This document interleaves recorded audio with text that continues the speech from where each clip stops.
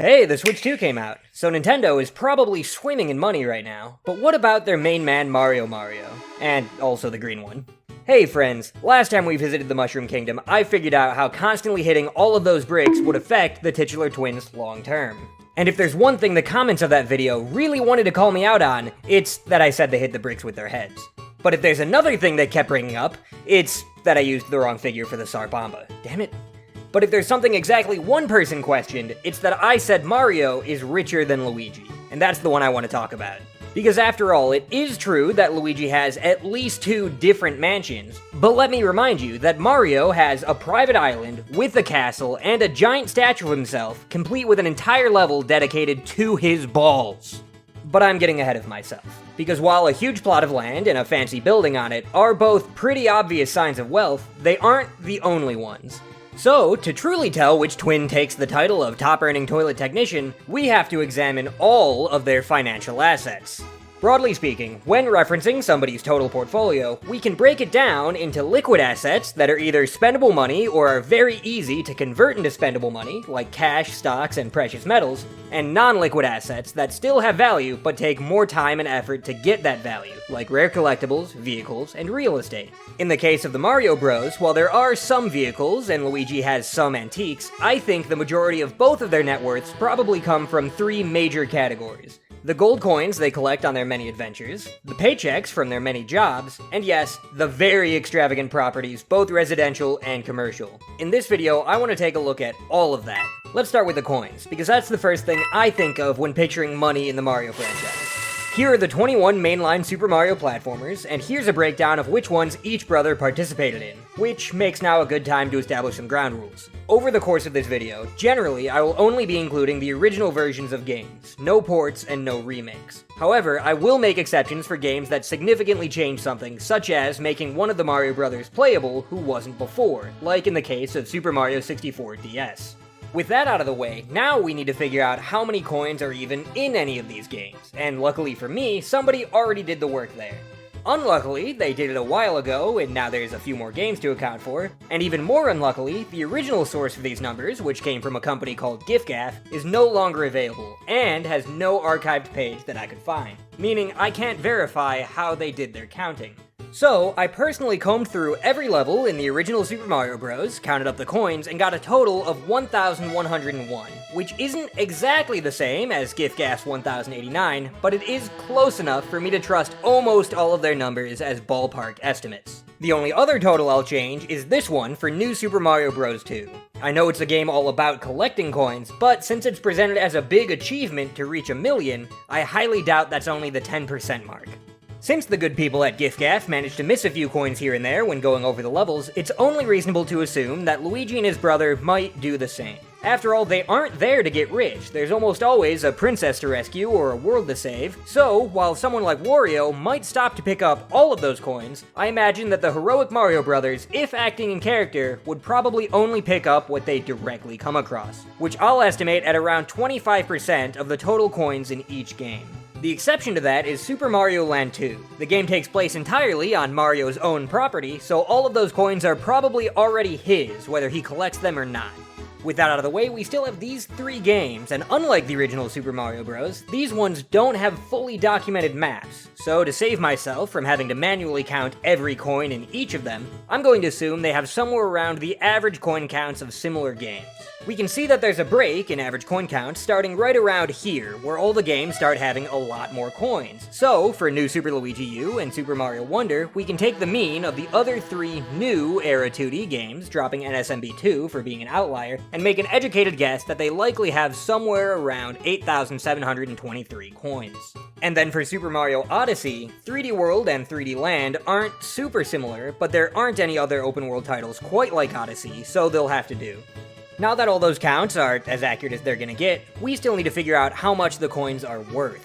The Mushroom Kingdom doesn't seem to be that big on currency exchange rates, but it is confirmed a few times that these coins are made of gold. So, even without an official exchange rate between Mushroom Kingdom coins and United States dollars, we can at least put a price on the materials. To do that, we have to figure out how much gold is in a coin, and that's complicated.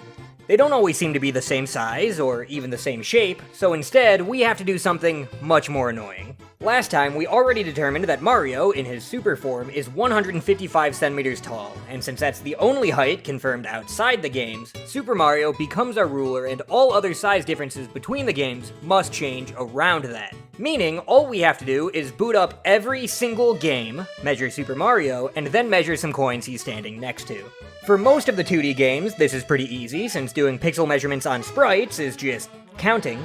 But for some of the 3D adventures, there's a huge gap of time between booting the game up and the first time you can stand next to a coin. When Nintendo made Super Mario Sunshine in 2002, I'm pretty sure they made it this way just to spite me 23 years later. But one afternoon of opening cutscenes and intro levels later, I managed to fill out our chart with all the measurements for all the coins. Since all of them are either cylinders or elliptic cylinders, which are like the regular ones but with ovals, that means we can estimate the volumes for each coin with this formula. And now that we have those, we can find the masses using the known density of gold.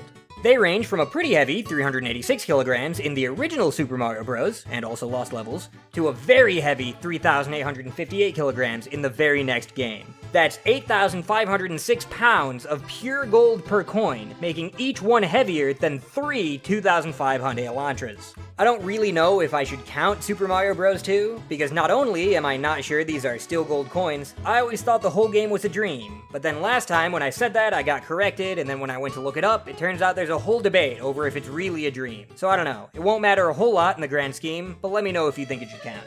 Anyway, the value of gold is somewhere around 107,000 USD per kilogram, so we can calculate the value of each individual coin, multiply it by the number they pick up per game, and sum up the total cash they've brought home for what would be our final numbers if I was done.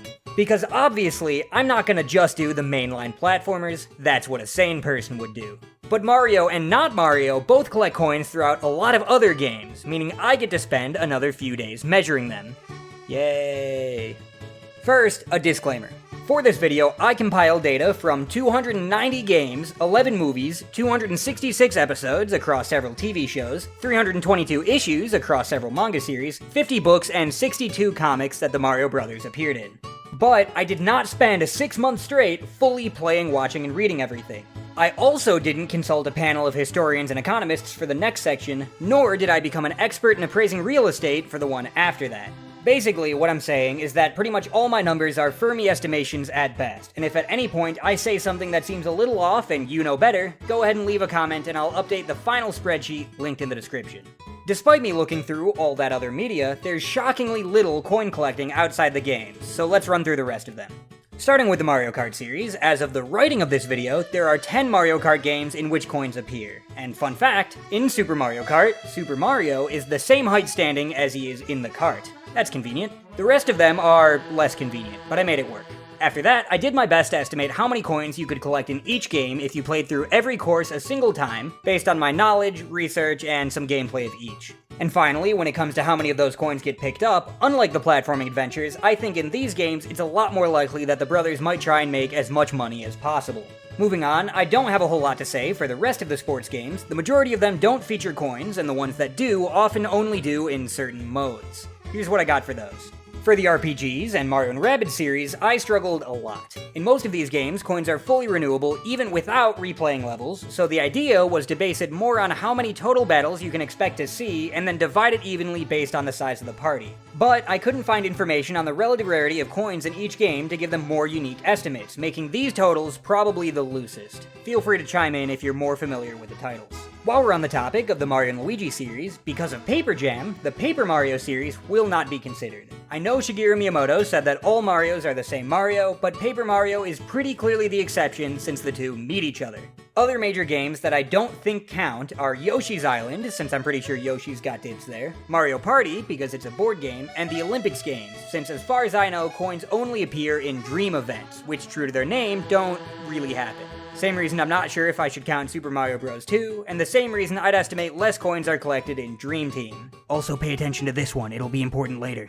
On to the last major series for coins. In the Mario vs. Donkey Kong games, only Mario is present, and the average coin is a lot smaller since they're relative to the size of mini Mario toys, which are only around 40% as tall as Super Mario. And after those, coins only appear in a few more miscellaneous games, like the mobile game, the original Mario Bros. Arcade game, and of course, who could forget the 1997 official Flash game, Mario NetQuest. The only thing of note in this section is that in Hotel Mario, he looks like this, and the proportions of this sprite make me think it might be a rare glimpse at non-Super Mario outside of the main games. Since we can't use normal Mario as our ruler, I calculated what the height of Super Mario would be by assuming that Short Mario here is around 63% of his super height, which is the average ratio across all games where both forms appear.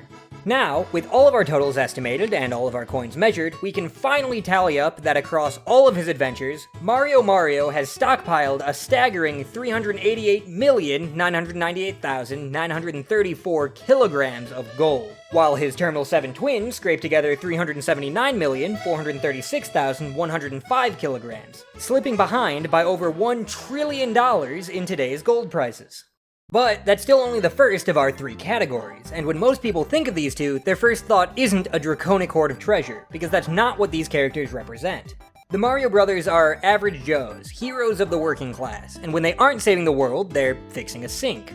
So let's move on to the odd jobs they've both worked over the years. The topic of Mario's many jobs is pretty well discussed, and there's already plenty of posts, videos, and articles documenting and listing all of them. But Luigi's resume doesn't get nearly as much attention, and I'm not a huge fan of some of the commonly cited occupations. Like sure, he pilots a submarine in Super Mario Land, but that's just in service of saving Daisy. I don't think anyone's paying him a captain's salary. So, since it's the earnings we're interested in, I'll have to disqualify anything they do as part of their adventures, like piloting the airship in Odyssey, anything that's probably a hobby or without sufficient evidence of income, like making art and music in Mario Paint, and anything they just stumbled into as responsibility without compensation, like babysitting in the Super Mario Bros. Super Show.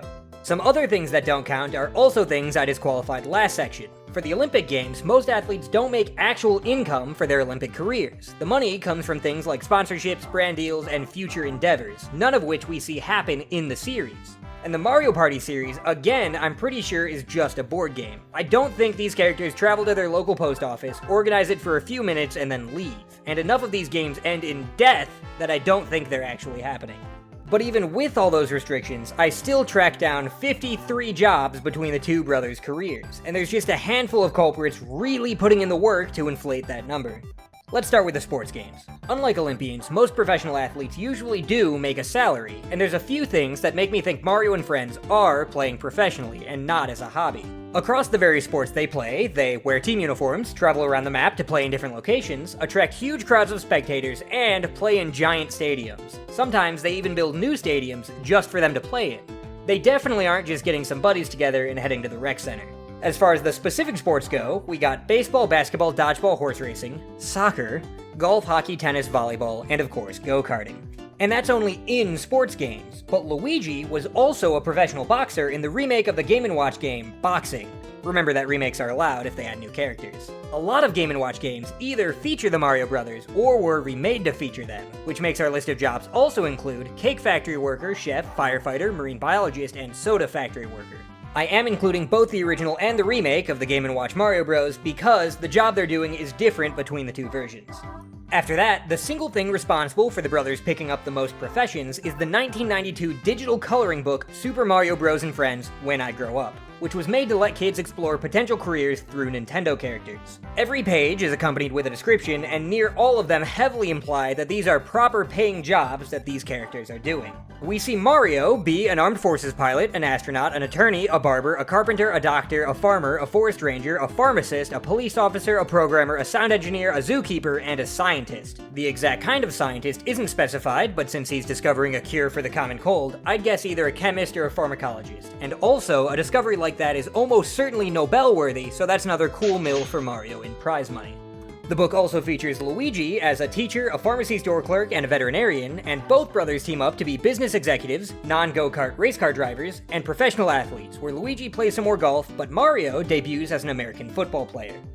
In the Mario vs. Donkey Kong series, Mario is both a toy company CEO and a theme park owner, and after that there's just a few extra jobs, including, but not limited to, Mario's career as a boxing referee and his military service in the Vietnam War, Luigi's careers as a casino dealer and parkour artist, and that time they both ran a grocery store in Super Mario Bros. Pichime Kyushutsu Daisakusen, which is still a very odd film. Check the spreadsheet for the full list, and let me know if I missed anything. Now that we have our list, I documented every instance I could find for them working each occupation, and I found something interesting about a pretty famous job you might have noticed I hadn't mentioned yet. After looking through hundreds of pieces of media spanning over 4 decades, I found references to the brothers being active working, present tense plumbers a total of just 14 times, only 3 times this century. That number is small enough that plumbing isn't even the most common job. That title belongs to professional go-karting, which as I'm writing this has as many full games as plumbing has total references, and will have one more full game by the time this video comes out. The idea that our plum protagonists are primarily plumbers is basically propaganda on Nintendo's part, and the vast majority of the time their plumbing accolades are mentioned, it's either in origin stories, like the movie, or it's referenced as something they used to do. That tangent aside, looking back at all of their jobs, after counting every instance I could find, I categorized each instance of each job by the decade in which we saw it. Then, through a combination of historical data, salary trends, and a lot of straight-up guessing, I did my best to estimate a reasonable average salary you could have expected for that job in that decade. And using those salaries, I calculated how much each brother would have earned by working each job for 1 month per instance in their respective decades. The month-long interval is mostly arbitrary, I just needed a consistent value since most Mario stories aren't that big on giving dates and time spans. There is one exception to that, because the Super Mario Bros. Super Show ran every weekday for 3 months in 1989, and featured Mario and Luigi at their plumbing business nearly every episode in the live-action segments. So that one is evidence of at least 3 months spent plumbing. And speaking of the Super Mario Bros. Super Show, we also see the brothers do a lot of non-plumbing things over the course of the series, but I don't think there's any evidence that they ever get money for basically any of it. Like, I don't think Winston paid Mario for the help with ghost busting, just like Professor Egad never seems to pay Luigi for it. These two do a lot of unpaid labor. Anyway, if we add everything up, we find that by my estimation, Mario's many missions made him just shy of $4 million, while Luigi's Legion of Livelihoods landed him only $3.5 million. Certainly not small amounts of money, but several decades of living expenses probably ate away a good chunk of it. And it's barely a drop in the bucket compared to what we've already seen from the coins.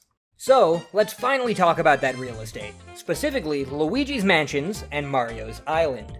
Starting with Luigi's Mansion, after a very thorough investigation, I've come to the conclusion that in the first game, the mansion Luigi won at the beginning was worth $1 million, and the treasure he found within it was worth around $500 million.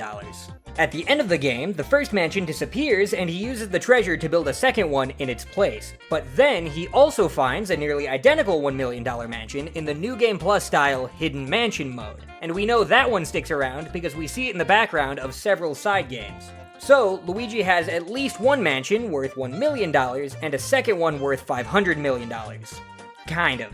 It is true that his second mansion cost $500 million to build, but that doesn't mean it's worth that much. Super expensive, ultra-luxurious properties like that struggle a lot to hold their value because of how few people can realistically buy them, making the demand super low.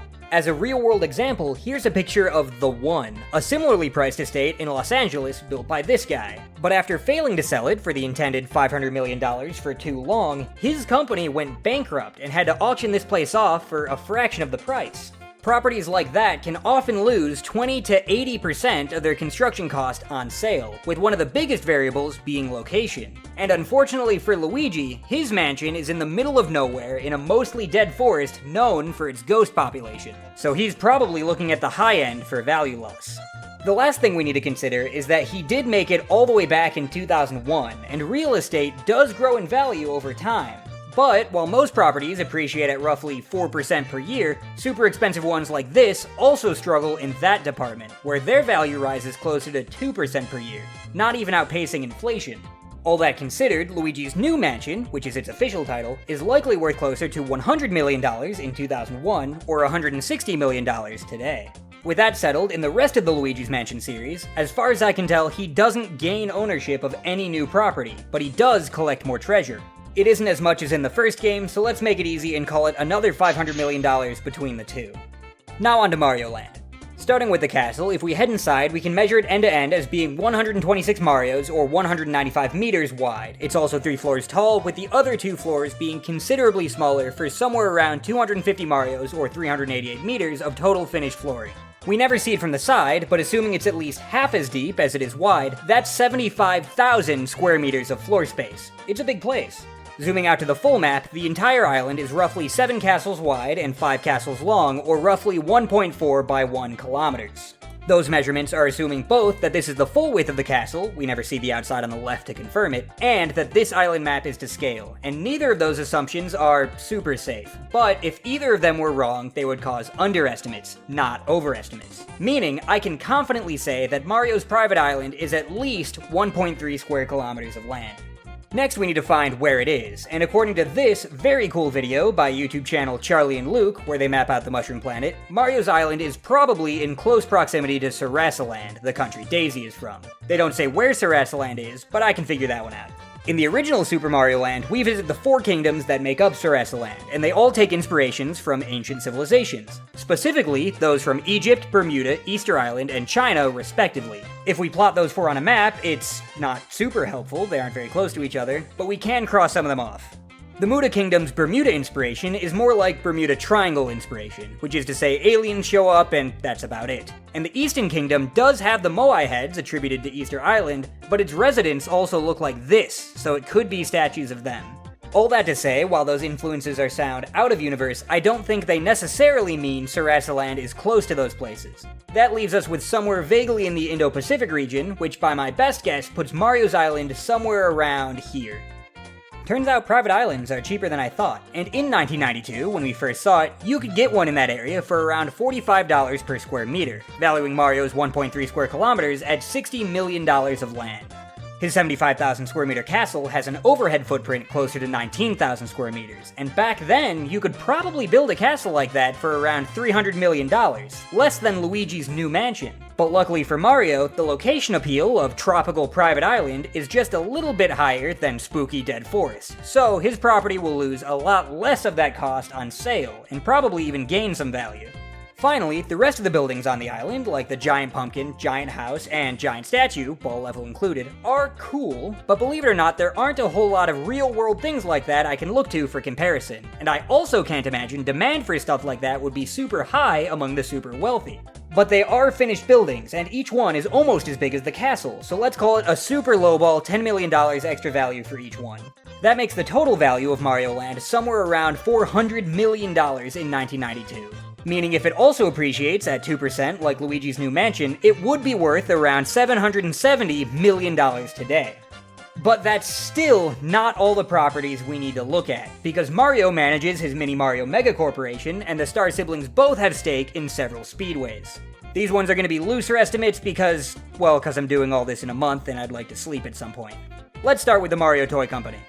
The headquarters, when we see it, is a fairly large building in a fairly urban area, and that's a pretty high-value spot. We don't see the inside very much, but I can't see it going for under $20 million on the low end. Theoretically, there's also factories somewhere, but we never see any from the outside. What we do see is the company's 2 separate theme parks. Lots of brands have parks, but when it comes to brands that have 2, that list gets a lot shorter, and the smallest one I could find is Moomin, a series of finished children's books with 2 parks in Naantali and Leppävirta. The Moomin brand is estimated to be worth around $100 million, so it's probably safe to imagine that the Mario Toy Company hits at least that value to have the same accomplishment. For the theme parks themselves, Super Mario Mini World does seem to be a moderate size, but it's implied to largely be indoors, so it could feasibly be worth as little as $10 million. Miniland Theme Park is much larger and looks a good bit more expensive, probably clearing $100 million. But it is implied that Pauline might be a co-owner, so I'll only give Mario 50% equity in it. When it comes to Mario Kart tracks, strict ownership isn't usually established, so I'll assume, for the sake of an easy list, that Mario and Luigi own any tracks where their name is part of the title or where their likeness is used as branding. That gives both of them several different tracks called either Mario Circuit or Luigi Circuit, and the earlier ones for both are pretty basic. A plot of land in the middle of nowhere, some paved road, minimal stands and buildings, not a whole lot of landscaping. As an estimate, I'd put these at maybe $300,000 today. As time goes on, most of Luigi's courses stay pretty basic. Sometimes he even skips pavement entirely, makes a dirt road near his house, and calls it a day. Although in Super Circuit, he does have a blimp, and those aren't cheap. When it comes to Red Luigi though, his tracks only get bigger and more extravagant. He starts adding some decorative buildings. Eventually, he has a whole fake castle to drive through. In the arcade games, he builds them on yet another tropical island with huge parts of the track suspended and completes it with big stone carvings. And by the time Mario Kart 8 comes around, he's doing insane landscaping that I'm not even sure is possible with modern technology, installing anti-gravity tracks, which I'm pretty sure isn't possible with modern technology, surrounding it in a huge stadium, and placing it all right in the middle of what looks like a pretty packed city. I'd be shocked if this was worth under $5 billion. Both brothers also have plenty of other courts and fields for the rest of their sporting careers, but they all follow a pretty similar trend. Mario's tastes are simply more expensive than Luigi's. Sure, he likely spent more of his wealth on it than Luigi did, but probably not enough to offset that trillion-dollar lead he already had. And if you can afford to invest in real estate, it's almost always better than having money just sitting around. And when it comes to those investments, Mario buys property in the middle of cities to build giant baseball stadiums, while Luigi just puts a diamond in his backyard. Mario's golf course involves intricate, detailed landscape art of characters and is maybe in space, while Luigi's is just some shapes in a forest. Mario has a rainbow castle where Luigi gets an engine room. I'm still not sure how to count Mario Party boards, but that's a perfect illustration of my point here.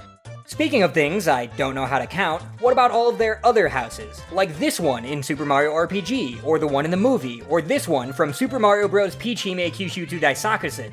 Why does this movie keep coming up? There's also these houses from Dr. Mario 64, or Super Mario Run, or one of the comics, or Dance Dance Revolution Mario Mix. What about this tiny one from Wrecking Crew 98, or these two panels from the 8-page Club Nintendo comic Wario's Weihnachtsmärchen? We barely see any of it, but it doesn't look like any of those other ones. And then there's these two slightly different houses from licensed LEGO sets. What do you have to say about this, Miyamoto? Is this still the same Mario? And it's not even just houses. What's the deal with Baby Park? Do they own that, or is Yoshi just using their likeness? Or what about Mario's Hideout, that location that exists exactly once in Donkey Kong Jr.?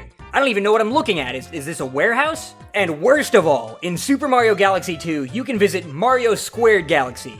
How do I even begin to appraise this? Is it a planet? Did Mario pay people to terraform it like this? Is it naturally like that somehow? The other side is Luigi. Do they share it? And that isn't even the only giant portrait we see of the brothers in the series. What am I supposed to do with this? Luckily for the runtime of this video, but unluckily for my sanity, none of this really matters. Remember when I said the Mushroom Kingdom doesn't really do currency exchange? Well, it's true that we never see trade happen between them and any real-world countries, but in Mario & Luigi Superstar Saga, they do have a neighboring country, the Beanbean Kingdom. And in the Beanbean Kingdom, Mushroom Kingdom money is practically worthless, as is everything else we've gone over so far. At one point in the story, this guy, Prince Peasley, bets the Mario Brothers just shy of 100 trillion mushroom coins, the currency of the Mushroom Kingdom, that he'll find the MacGuffins first. Right after that, he does this to Luigi, but that's not important right now. When our protagonists inevitably win, he pays up in the Beanbean equivalent, which is 99 coins. That makes each Beanbean coin worth over 1 trillion mushroom coins. And keep in mind that in this game, mushroom coins are made of 434 kilograms of pure gold per coin, making a single Beanbean coin the economic equivalent to a pile of gold the weight of over 366 billion 2005 Elantras. And the game treats them like just a normal currency. Enemies drop them, you spend them in shops, you stockpile them over the course of your time in the Beanbean Kingdom. Even if we assume only half of our estimated total coins collected in the game are Beanbean coins, since you do spend some time in the Mushroom Kingdom, each brother still walks away with 2,500 of them, the equivalent of 1.1 quintillion kilograms of gold. That's 2.4 quintillion pounds, or, in more understandable units, 73.2 quintillion Lego separator pieces, 3.01 billion Empire State Buildings, 18.2 quadrillion male eastern gray kangaroos, 274 quintillion ruby-throated hummingbirds, 182 million Great Pyramids of Giza, 8.44 quadrillion Lizzos, 7.32 quintillion Microsoft Lumia 950s, 5.84 trillion Panzer 8 mouse tanks, 1.69 quintillion IKEA Blowhayar, or a little over 1% of the Cocos tectonic plate.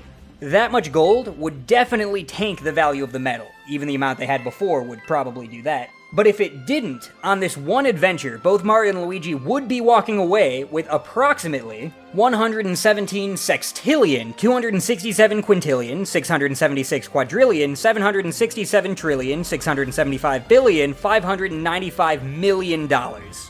Mario still has slightly more technically, but does it matter? They're sextillionaires. all their other coins, all their earnings and savings, all their real estate, it all might as well be a rounding error when they're dealing with numbers like this in their bank accounts. Like I said before, correct me in the comments if I said or showed anything you think is off, like and subscribe while you're down there, and let me know if I should explore how rich someone else is, like Peach or Wario. Preferably someone who's never been to the Beanbean Kingdom. Also, tell me what your favorite Nintendo game is. Mine is probably Kirby Superstar, but I do also like Super Mario Land 2, so it was cool getting to talk about it. In the meantime, just know, if the richest people on the planet try really hard to convince you that they're just plumbers, there's probably something else going on. Stay nice, everyone.